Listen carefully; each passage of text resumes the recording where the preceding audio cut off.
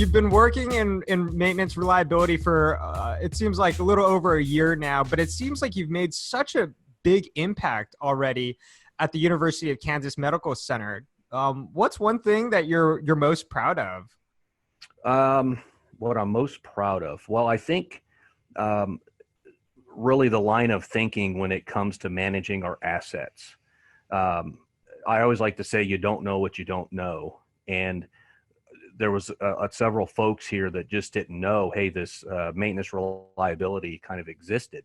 And what I'm most proud of is the change of thinking where they're realizing that, hey, we can change some of our strategies, and the change from those strategies, we can get more value from our assets.